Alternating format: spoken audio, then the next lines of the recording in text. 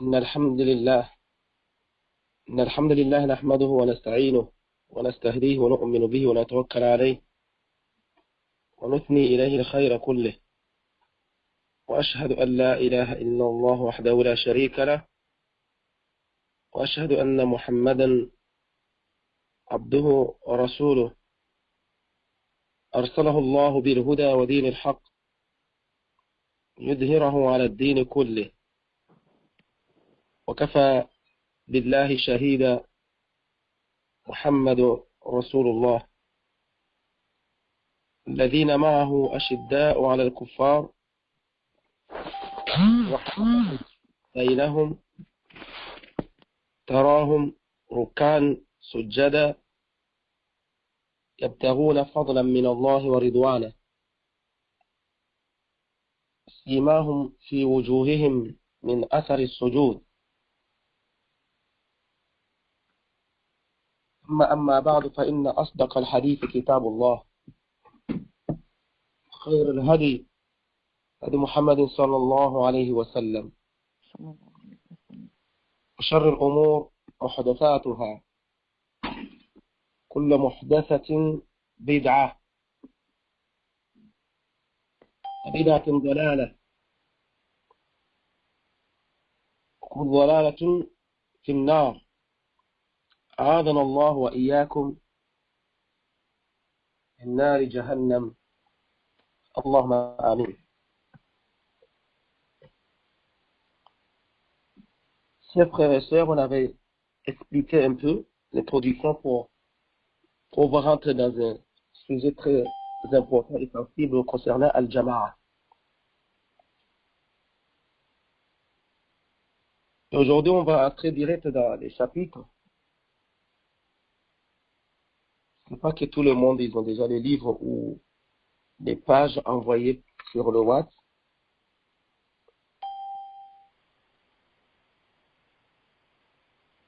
Le cheikh lui-même, il disait فَمِنَ السُنَّةِ لُزُومُ الْجَمَاعَةِ فَمَنْ رَغِبَ غَيْرِ الْجَمَاعَةِ وَفَارَقَهَا فَقَدْ خَلَعَ رِبْقَةَ الْإِسْلَامِ مِنْ عُنْقِهِ وَكَانَ ضَالًا مُضِلًّا.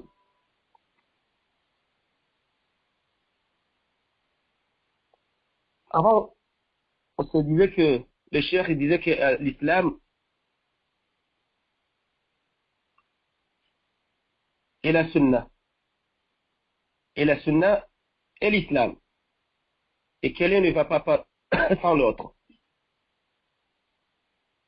Aujourd'hui, on va rentrer sur Al-Jama'a, que ça fait partie de la sunna, il fait partie de sunna, de s'attacher au groupe uni de musulmans. Au groupe uni de musulmans sur la voie prophétique et des compagnons du prophète, Ridwanullah alayhim jamia. C'est fait partie de cela. Si on dit que ça fait partie de cela, c'est fait partie du droit chemin. C'est fait partie de cet islam qu'il faut vraiment s'attacher au groupe uni de musulmans. Et nous, on a expliqué ça veut dire quoi groupe au niveau de la langue arabe et groupe au niveau de la religion même, de l'islam. On a resté un moment pour expliquer tout ça. J'espère que tout le monde ils ont bien compris pour ne pas comprendre que groupe, c'est juste des gens qui sont unis, qui sont 3, qui sont 4, qui sont 5. On ne va pas retourner dessus parce qu'on a pris le temps qu'il faut, ou au moins on a un peu expliqué pour pouvoir avancer. Et donc, ça fait partie de la sunna, et nous on a expliqué ça veut dire quoi sunna aussi.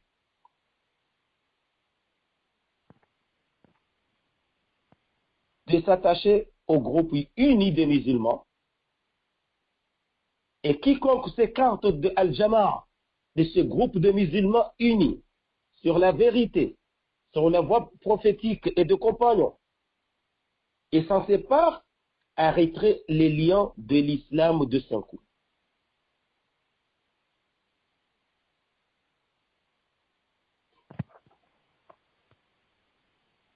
C'est-à-dire quoi? Aujourd'hui, on est à le chemin droitier. Nous savons bien exactement que l'islam et la sunna c'est l'islam. Quiconque s'écarter de cette sunna, de ce chemin-là, parce que Al-Jama'a, c'est le chemin droitier.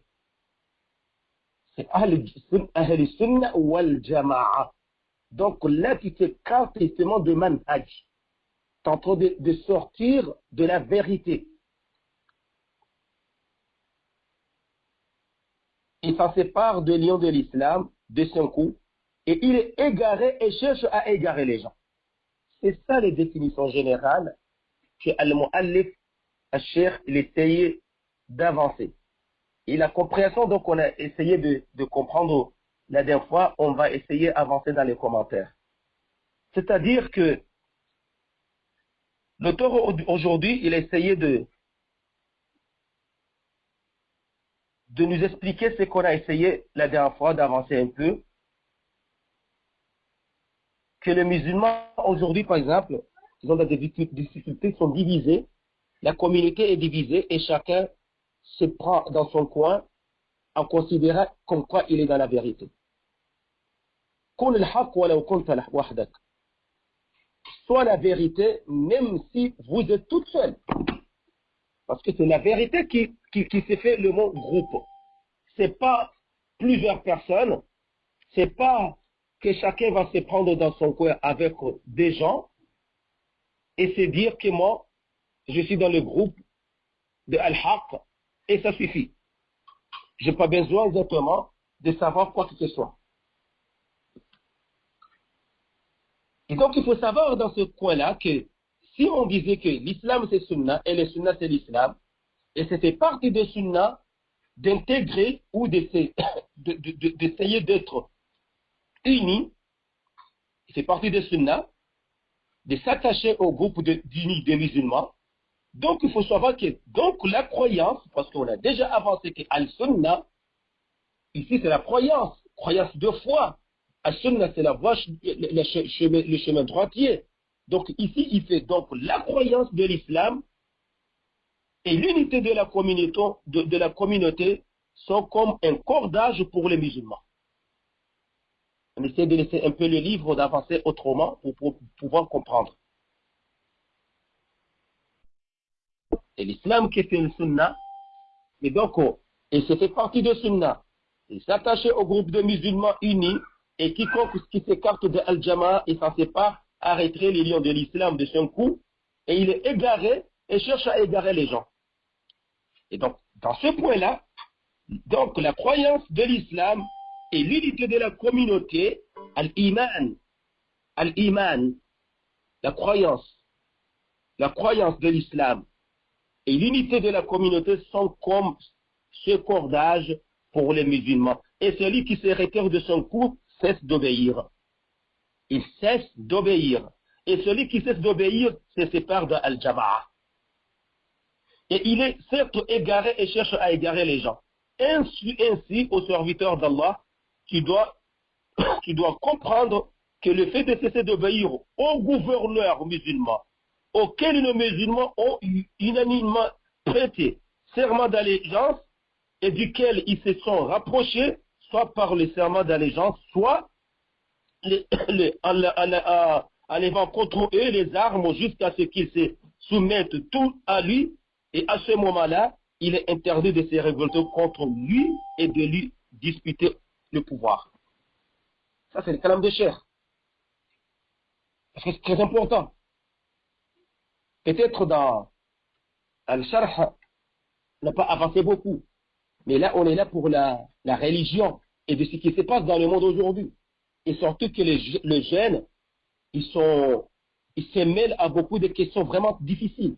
Aujourd'hui, les chers essaient d'expliquer que, attention, si on dit l'unité de musulmans, si on dit justement que l'unité de musulmans est de la communauté, la croyance et l'unité de musulmans, ça fait partie de cette religion.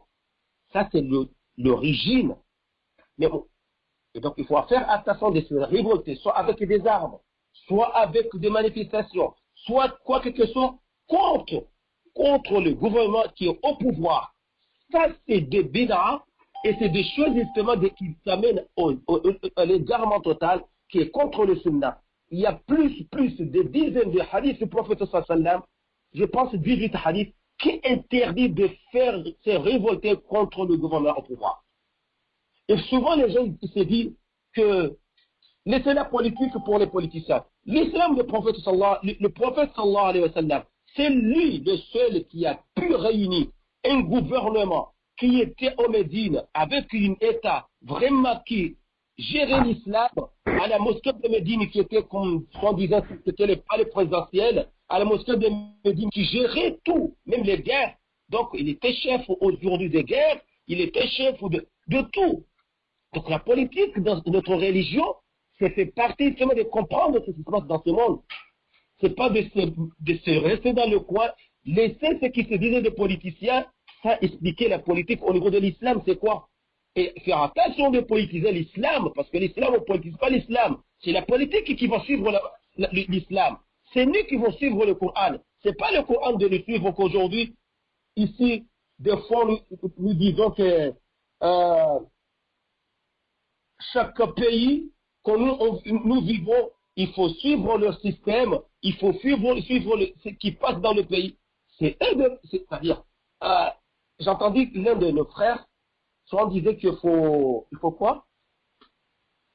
Il faut lire le Coran par des lunettes du XXe siècle. Le Coran, il est compatible depuis 14 siècles. Il est compatible de tout le temps. De tous les moments. C'est nous qui avons le problème. C'est nous qui avons le problème. Ce n'est pas la religion. C'est nous qui ne savons pas à savoir c'est quoi notre religion. Et nous voulons juste adapter notre situation et nos comportements et là où nous vivons vers l'islam. Nous voulons exactement que l'islam sera compatible à nous. Non, c'est nous qui devons être compatibles à l'islam. Savoir comment pratiquer notre religion, comment. Mais ce n'est pas à l'islam exactement de s'adapter. C'est pas l'islam de s'adapter à nous-mêmes. C'est nous de s'adapter à l'islam. Le problème, c'est nous, c'est pas la religion, c'est pas le Coran, c'est pas le Sunna.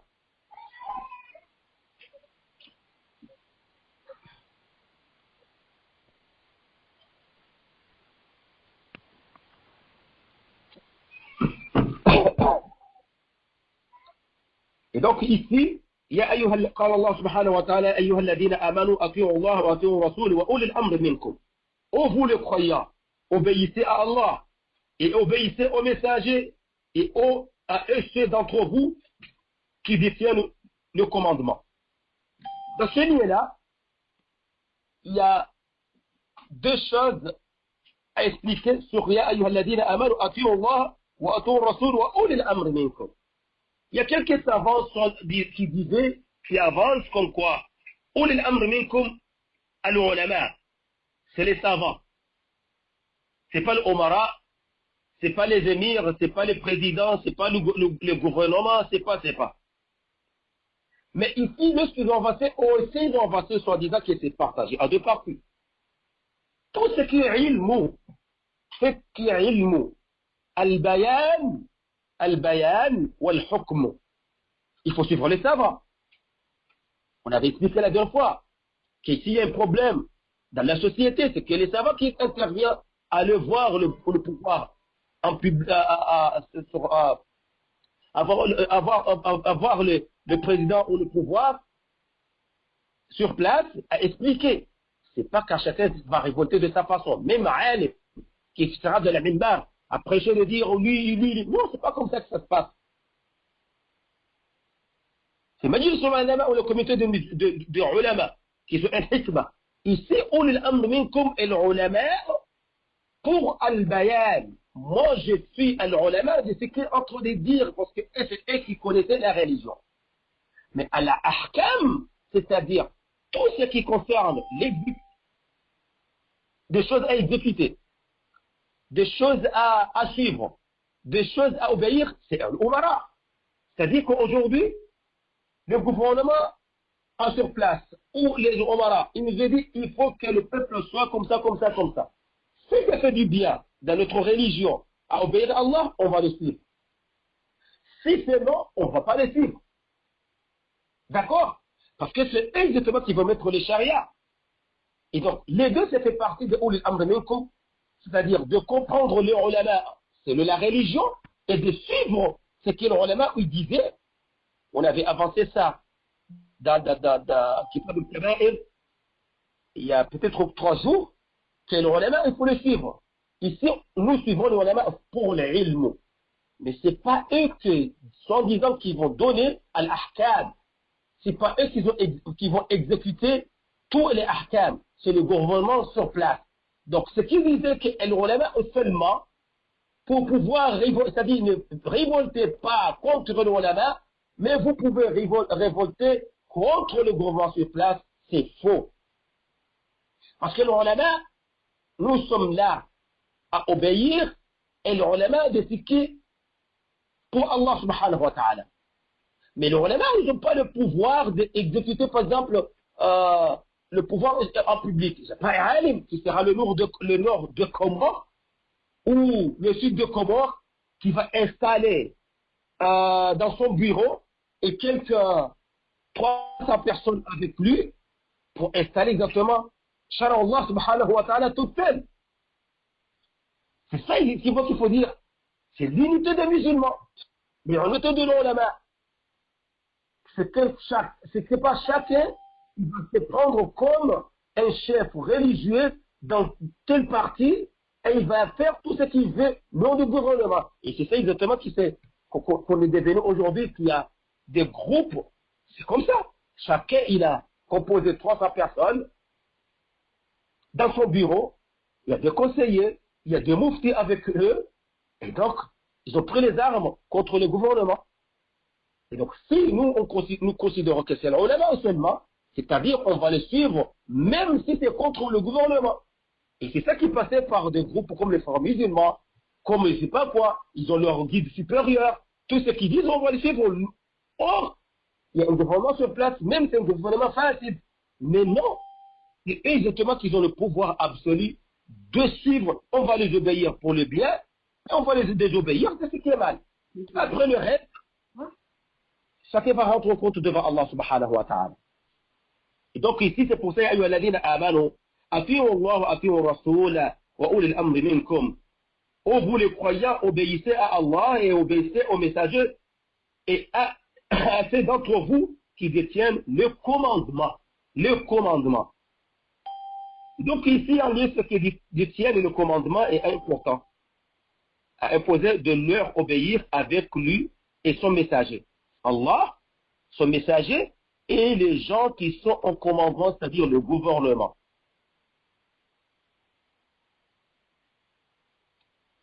Allah a monté d'obligation de leur obéir et de l'interdire des volontés contre eux, de leur disputer le pouvoir et de se soulever contre eux. Ce verset est clair. Il y a d'autres versets qui englobent cette croyance, comme la parole d'Allah subhanahu wa ta'ala qui disait وَاعْتَصِمُوا بِحَبْلِ اللَّهِ جَمِيعًا وَلَا تَفَرَّقُوا. Attachez-vous tout au câble d'Allah et ne vous divisez pas. وَأَنَّ هَذَا صِرَاطِي مُسْتَقِيمًا فَاتَّبِعُوهُ وَلَا تَتَّبِعُوا السُّبُلَ فَتَفَرَّقَ بِكُمْ عَنْ سَبِيلِهِ ذَلِكُمْ وَصَّاكُمْ بِهِ لَعَلَّكُمْ تَتَّقُونَ. Et voilà le chemin droitier, Surat al-Mustaqim. Et voilà mon chemin dans toute sa rectitude. Suivez-le donc et ne suivez pas les sentiers qui vous écartent de sa voie. Voilà ce qu'il vous recommande afin que vous le craignez. ولا تتبعوا السبل فتفرق بكم عن سبيله ذلكم وصاكم به لعلكم تتقون. Il a donné de s'attacher à son câble. Allah subhanahu wa ta'ala a ordonné de s'attacher à son câble, de suivre ce chemin. Il a interdit de se diviser. Il dit dans le premier verset, c'est-à-dire ne vous divisez pas. Et le deuxième verset, ne suivez pas les sentiers qui vous écartent de sa voie. Cela montre les prédictions de la division, sa caractère illicite et le fait que ça soit une chose qui n'est pas permise. Donc je pense que avec les commentaires qu'on a essayé d'avancer la dernière fois, l'introduction de ce darsa, et de ce qu'on a avancé avec les deux versets, qu'on a essayé, on a, alhamdulillah, peut-être on a commencé à comprendre ça, de quoi Al-Jama'a.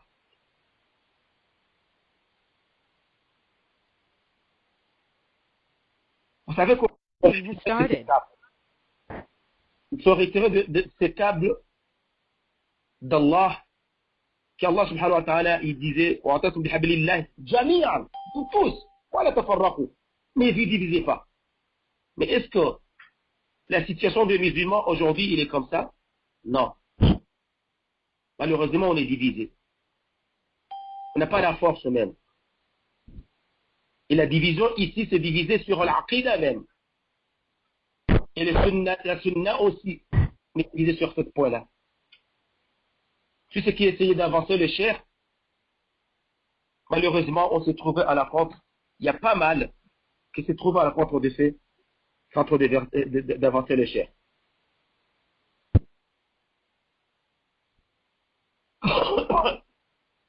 C'est ainsi, je trouve qu'il faut avoir des preuves. On ne peut pas avancer avec des choses comme ça, comme c'est des paroles, comme les chemins. Donc ça suffit, ayat Qur'aniya. Donc là, on va essayer d'avancer parmi des hadiths. Hein? Des preuves tirées dans la sunna. Parce qu'on a parlé à ayyuhalladhina amanu ati'u Allah wa ati'u rasula wa ulil amri minkum. واعتصموا بحبل الله جميعا ولا تفرقوا وأن هذا صراط مستقيما وأن هذا صراط مستقيما فاتبعوه ولا تتبعوا السبل فتفرق بكم عن سبيله ذلكم وصاكم به لعلكم تتقون. Dans la sunna, les preuves tirées dans la sunna, et sont nombreuses parmi lesquelles le hadith d'Ibn Abbas radiyallahu anhuma. Celui qui voit chez son émir, écoutez bien, celui qui voit chez son émir une chose qu'il retrouve, qu'il patiente, car celui qui sort d'Al-Jama'a n'est pas et meurt ainsi mourant des morts de l'époque antithéisme islamique.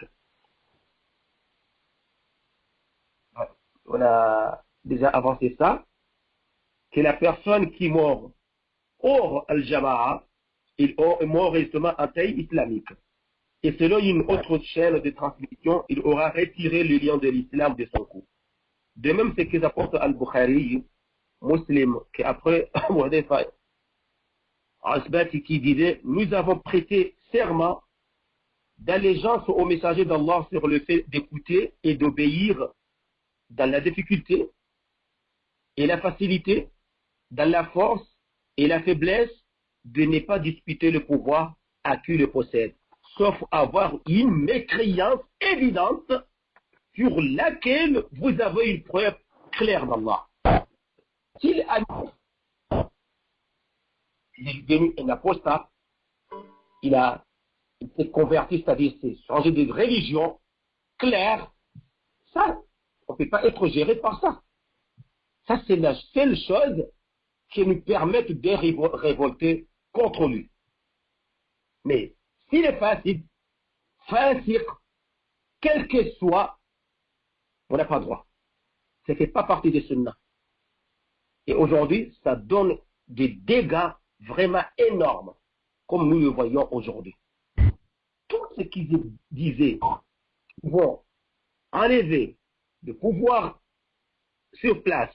Regardons, aujourd'hui, ils ont permis à tous les ennemis, à tous les groupes, à tous les pays de rentrer dans leur pays et diviser la communauté qui s'est mal plus qu'avant le gouvernement qui était sur place. Regardez la situation en Libye, regardez la situation en Syrie avec tout ce monde, avec tous les orphelins, avec tout ce qui se trouve dans les pays voisins et dans le monde entier, et aujourd'hui se trouve dans les frontières de quelques pays d'Europe. Qui peut expliquer tout ça, que ça c'est de l'islam, que c'est le soulèvement au nom de dire de la liberté et la démocratie qui détruit une nation entière? Vous avez permis exactement aux ennemis de l'islam, vous avez ouvert une porte qui s'était peut-être un peu fermée de cette époque. Chacun prend les drapeaux en se disant que c'est moi qui défends l'islam. L'islam ne connaissait pas la violence. L'islam ne connaissait pas la tuerie de tuer des innocents comme ça. De tuer un mécréant avant de tuer un musulman. C'est pas ça l'islam, barakallahu fikum. C'est pas parce qu'il n'est pas musulman que les tuer qu'on est permis. Non. Ça, c'est devant Allah, vous allez rendre compte. Vous allez rendre de compte devant Allah subhanahu wa ta'ala en tuant des innocents, quelles que soient les religions. Vous tuez des innocents au nom de l'islam et vous allez rendre compte. Et lorsque vous voyez, c'est des gens qui sont des ignorants de leur religion, manipulés par quelques propagandes de ces égarés aussi qui se trouvent dans les réseaux sociaux partout. Et ça trouve aussi en Europe de faire attention des enfants. C'est pas ça l'islam. Vous détruisez exactement votre force. Vous détruisez justement l'image de l'islam vous-même. Parce que vous vous trouvez dans des pays qu'aujourd'hui, vous devez montrer une image d'un vrai musulman. Nous sommes tous des ambassadeurs. Et aujourd'hui, ce qui se passe contre le musulman, quel que soit, on a donné l'avantage. Quel que soit, il faut être réaliste, il faut dire la vérité. Parce que la jeunesse musulmane, les jeunes musulmans, c'est l'avenir de demain. Il faut l'expliquer, la religion. Il faut vraiment leur expliquer la religion du prophète sallallahu alayhi wa sallam. Ce n'est pas la religion des groupes qui se disent c'est moi, c'est moi, c'est moi. C'est pourquoi je disais que la dernière fois, on a pris beaucoup de temps à expliquer ça veut dire quoi Al-Jama'a. Parce qu'à travers Al-Jama'a, que ces groupes-là, ils se réunissent au nom de l'islam. Mais ils ont mal compris ça veut dire quoi Al-Jama'a. Et donc si ces groupes, ils se réunissent au nom de l'islam, il faut voir justement comment l'islam du prophète sallallahu alayhi wa sallam, est-ce que ça permet justement de prendre des armes contre le gouvernement en place, des enlèvements. Vous croyez que le prophète sallallahu alayhi wa sallam, s'il est vivant jusqu'à aujourd'hui, il sera content de ce qui se passe? Il faut les soutenir. D'où ils ont pris cette religion? Regardez eux-mêmes leur tête. Tu vois que c'est des gens qui n'ont jamais issu de l'école académique de n'importe quelle université islamique.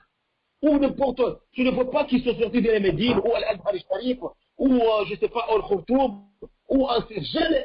C'est des gens qui sont montés comme ça, c'est des groupes qui se forment, et c'est fini. Ils se disent, nous sommes, et c'est fini. Cherche la science, et cherche leurs origines. Vous voyez qu'ils étaient dans les vies perdues depuis toujours, et ils essayent de perdre les gens. Parce que lorsqu'ils vont se réunir, ils vont avoir beaucoup de jeunes qui ont le sentiment de défendre l'islam. Oui, on fera ça et ça. Et à la fin, c'est quoi? Vous croyez que ce qui faisait beaucoup haram, en disant enlever les filles pour avoir de l'argent, ça c'est de l'islam? Vous avez vu ça dans un livre? Quelle idéologie? Vous croyez qu'il se faisait des bombes partout mettées par caille? Désolé. Lorsque ça, on parle dans les médias, on parle dans les journaux, il faut expliquer vraiment dans la religion aussi. Ce qui faisait justement des groupes Al-Qaïda avant. Ça, c'est de l'islam. Détruire des mondes parce qu'ils ne sont pas des musulmans comme nous. Soit en défendant les musulmans, on va mettre des bombes partout, écarter tout le monde, des milliers comme ça, des arwah qui s'en va. Vous voyez qu'aujourd'hui, ça s'appelle État islamique. Quel État islamique que nous parlons d'aujourd'hui? Et tout ça est en train de servir l'ennemi de l'islam. C'est pas ça le Jama'a, c'est pas ça l'islam. Il faut être réaliste de ce que nous disons, de ne pas perdre le temps pour rien. Et pareil, parce que ça commence par quoi? Ça commence par faire tous les vents contre le gouvernement en place. Et bien sûr, il y a ceux qui vont dire sur nous, surtout nous les Comoriens, lorsqu'on parle du gouvernement, on parle de l'islam sur la vie politique et tout ça. Ils disent, écoutez, restez dans le coin de imam et faire la prière aux gens, vous ne connaissez pas la politique. Et vous avez appris où la politique, chers frères? Il y a une université spécialisée, exactement dédiée, si je serais politicien, parce que lorsque je fais ça de politique, je serais politicien lorsque je vais juste commencer à lire des journaux et s'intégrer à la vie politique. C'est quoi la politique déjà? C'est les mensonges, c'est l'idéologie de mentir pour avoir des voix, si c'est ça la politique, donc c'est pas ça l'islam. L'islam, ce n'est pas la philosophie. L'islam, c'est une religion qui rentre dans toute la demeure de notre vie, qui gère. Le Coran, c'est du tour, c'est le charia. Il a parlé de tout, mais est-ce qu'on nous connaissait ce qu'on sait du Coran? Et donc, tout ce qui se passe de ce groupe-là, ils pensaient qu'ils sont dans la réalité en se disant que nous, au nom de l'islam, on va faire ça et ça et ça. Mais c'est faux. C'est faux.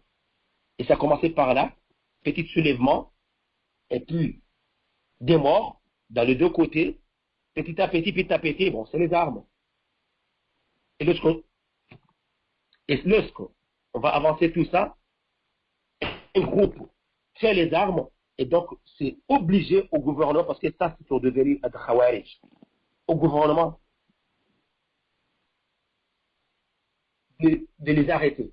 On va retourner pour cette question-là, parce que le temps, bien sûr, passe vite. Retournez un peu, chère sœur, pour ce qui s'est passé comme fitna à l'époque de Al-Khalifa Othman ibn Affan. Qu'est-ce qui s'est passé? C'est qui sont tués Othman ibn Affan? C'est qui sont tués Ali ibn Abi Talib? Dans le Mawqat al-Jamal au Sufayn. Les deux.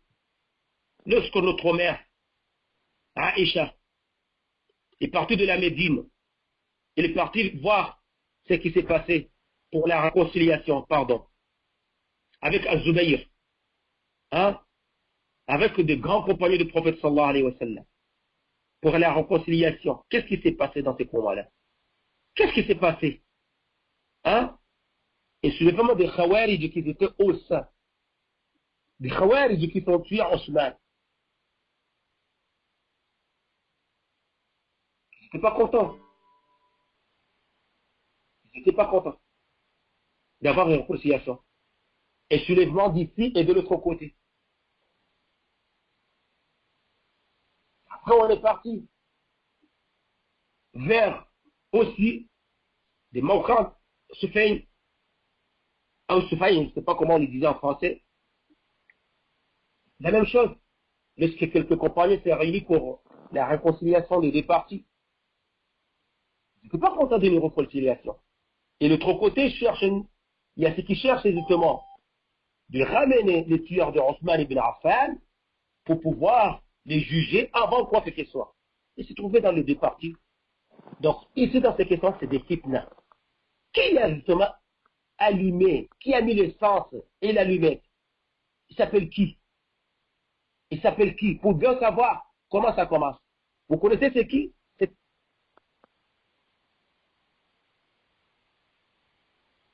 Qui a allumé justement ce fait dès au début?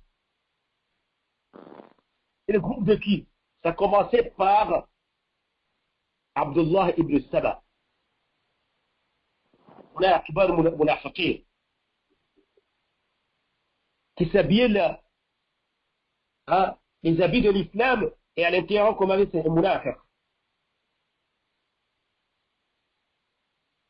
Ça commençait exactement par là, ça a grandi par le système, c'est là exactement qui commençait par le suivisme.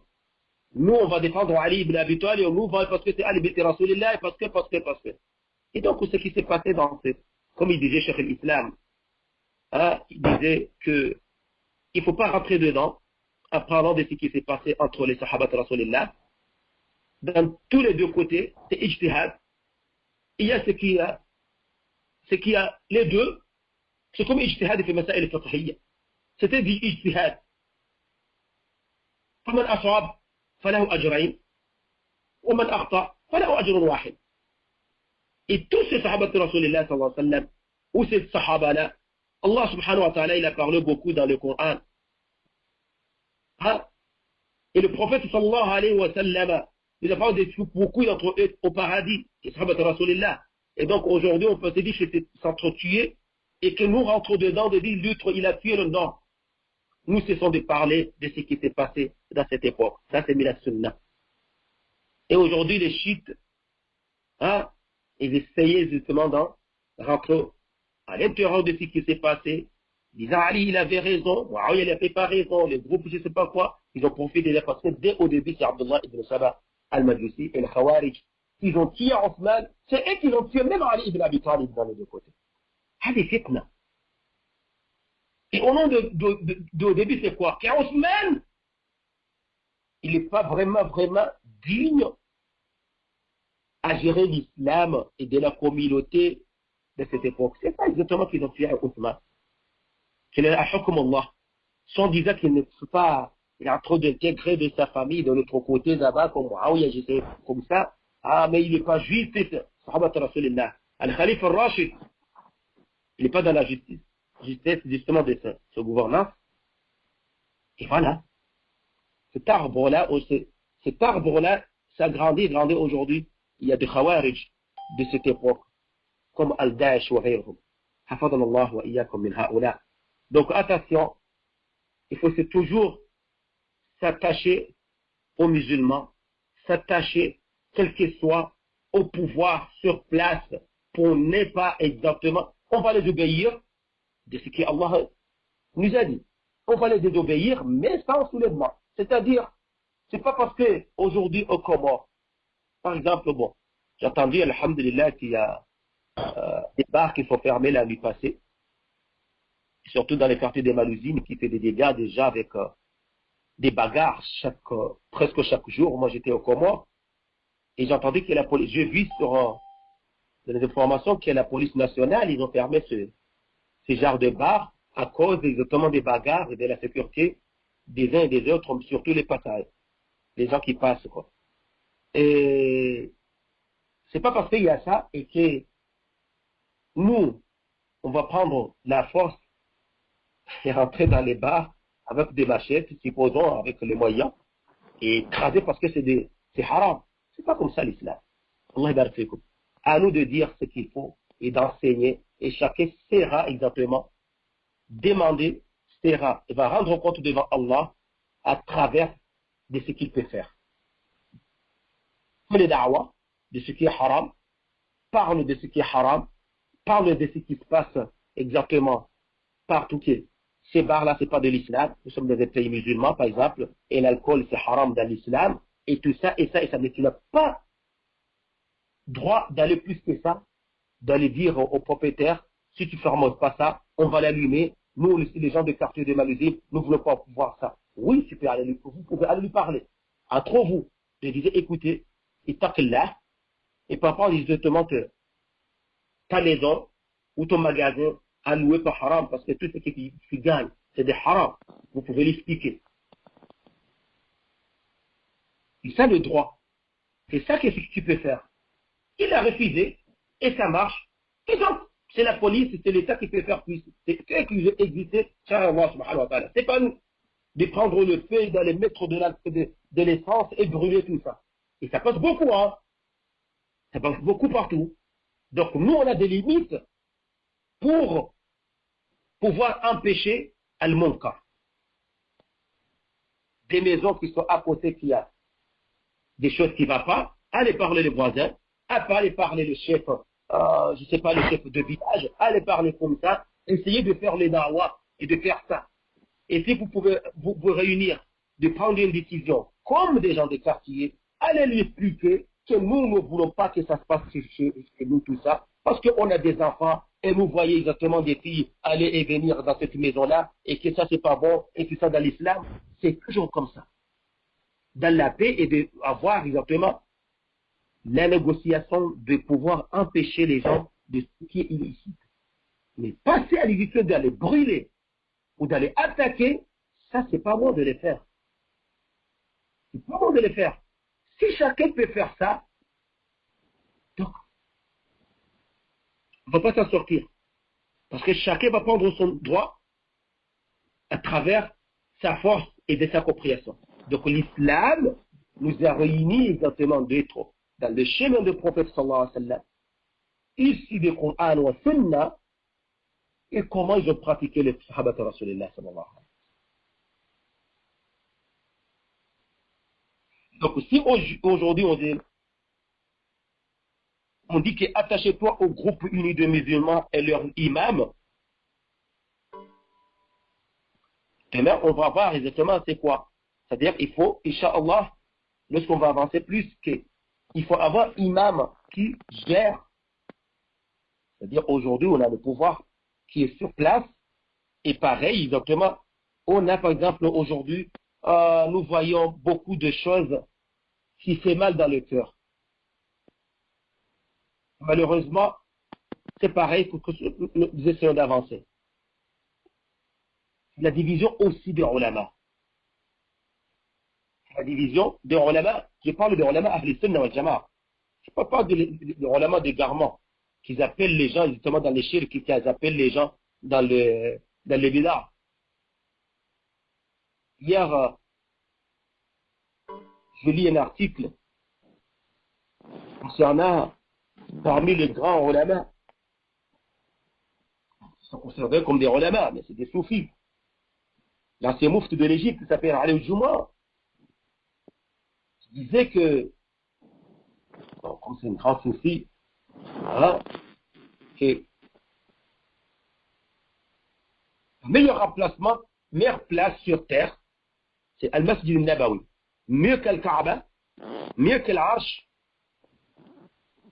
et mieux de tout. Pourquoi? Parce que le prophète sallallahu alayhi wa sallam, sa tombe est là, à la mosquée de Médine. Et bien sûr, c'est les gens exactement qui pour eux, il faut l'ibada de l'Qubour. C'est-à-dire que la mosquée de Médine, parce que le prophète sallallahu alayhi wa sallam, sa tombe elle est là, et donc mieux qu'Al-Kaaba, et mieux que la mosquée de Makkah. Mais ça c'est hors de tout le hadith du prophète sallallahu alayhi wa sallam. Il est mieux que l'Arsh, wa samawat wal ard.